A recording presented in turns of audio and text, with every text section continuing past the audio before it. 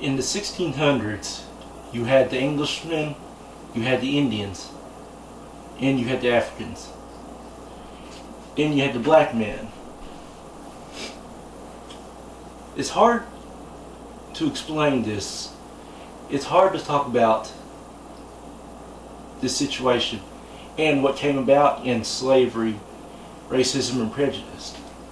But in the 1600s, the Africans wanted a new life. They wanted something other than their world. They wanted to be free, be in America. But along the way, Africans started paying the price.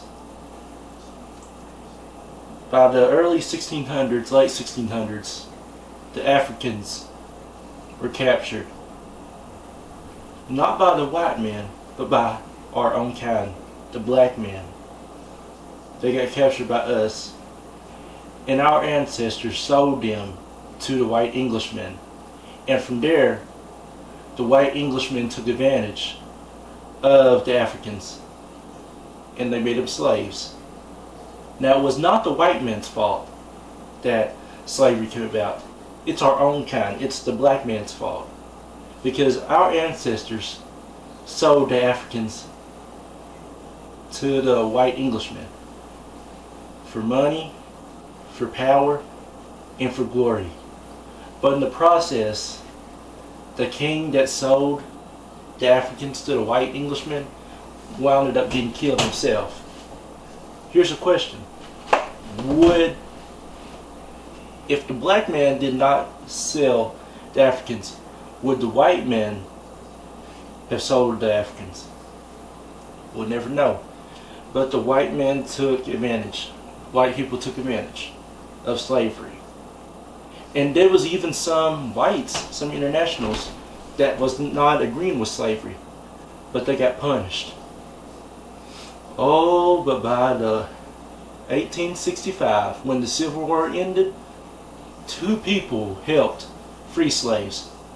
One was Frederick Douglass, a writer and a poet, and then Abraham Lincoln, the president at the time, who got assassinated just a couple of days after the slaves got free. Because it was the North and South. And even though the North soldiers surrendered in 1864, the North black soldiers got killed in the process. And why did they get killed? They got killed for standing up for what is right. They got killed for believing in themselves. They got killed for a life outside of slavery.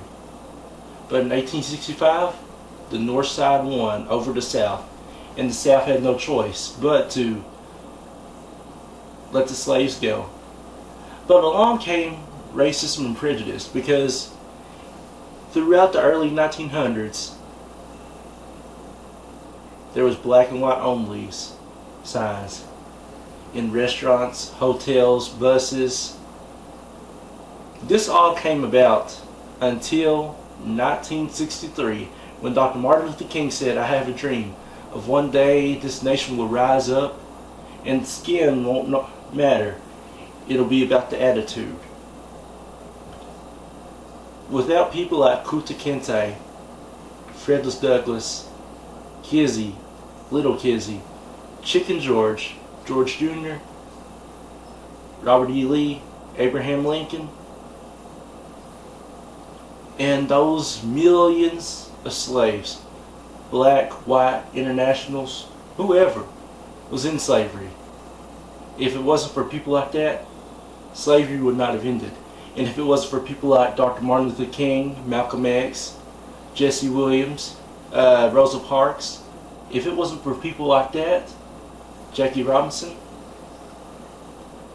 this world would still be in slavery and black and whites only. But on behalf of the World Globe Express, this is Poncho Blazin Atm at your service. And on behalf of my ancestors, we'd like to say thank you all so much for standing up what is right. And thank you all so much for helping us throughout the years. Because without you all fighting for our rights, fighting for our freedom, we would not be the way we are today. And on behalf of those slave owners and those black men that sold the Africans, I truly apologize on behalf of them for all that y'all went through, that everybody went through throughout the 1600s to the 1800s.